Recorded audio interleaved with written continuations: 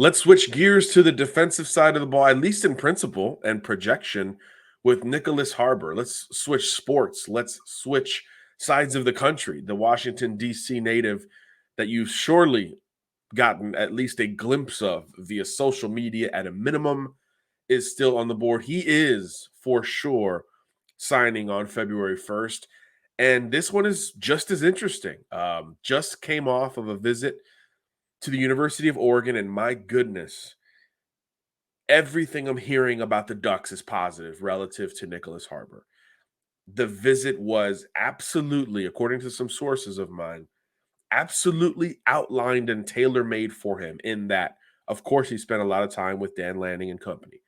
Of course, he spent a lot of time with the track and field staff in Eugene, the academic staff in Eugene. That's kind of standard, right? Status quo. But I was told there are other elements that were very much sold to Harbor relative to why Oregon is unique relative to other companies, whether it's Nike, track, shoes, the whole thing, I was told, was very much personalized in the pitch to Harbor. He's been to Eugene before. He joked about the clean air on that campus and in that part of the country relative to growing up in the city like Washington, D.C.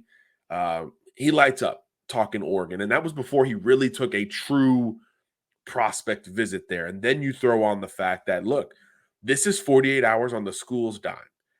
And Nyckoles Harbor is the only official visitor at Oregon this past weekend. So my goodness, could you even imagine what that looks and feels like? You talk about a red carpet.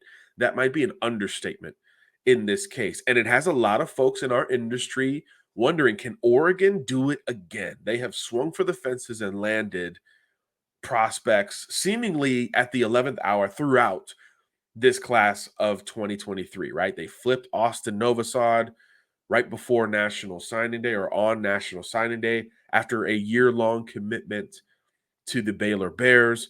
They grabbed Peyton Bowen in the most shocking decision of early signing day. Of course, that changed hands after that point as well. But Oregon has splashed about as well as any program relative to the traditional elite schools, right? The Georgias, the Bamas, the Ohio States. Relative to those schools, Oregon has splashed about as much as anybody. Can they do it again?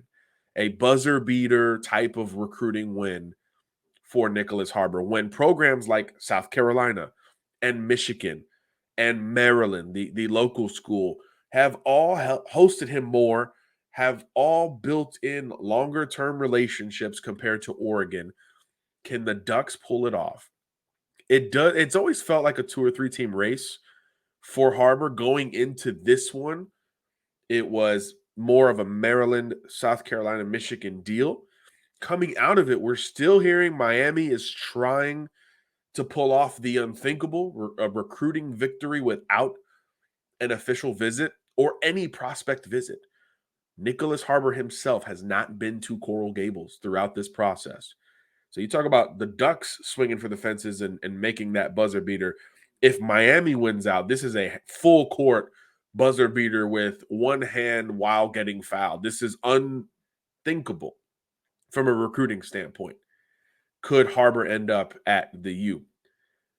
But coming out of this weekend, it feels like Oregon has moved into, at worst, the runner-up spot. I think South Carolina's confidence has remained the most consistent of all the schools recruiting him. Michigan has been there as well. The academic element, I think, is special there relative to some other schools. But the Jim Harbaugh stuff won't go away. How does Nick feel about that element? Literally, first thing this morning on January 31st, I saw a report of Harbaugh meeting with the Denver Broncos. So this NFL flirtation is seemingly never ending up in Ann Arbor. How does that affect things at the final pen meeting paper moment for Harbor?